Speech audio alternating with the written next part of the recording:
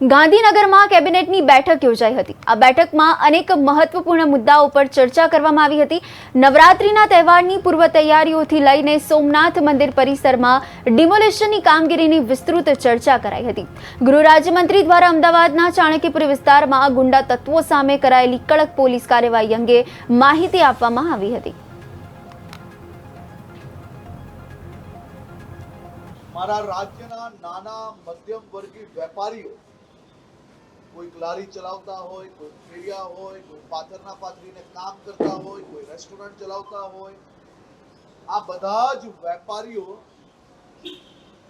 નવરાત્રિના 9 દિવસમાં સારો વેપાર કરી શકે અને એ વેપાર થકી તેમના પરિવારની દિવાળી વધુ ઉજ્જવલ બને તે માટે ભૂપેન્દ્રભાઈ પટેલની સરકાર દ્વારા છેલ્લા અનેક વર્ષોથી વ્યવસ્થાઓ કરવામાં આવે છે।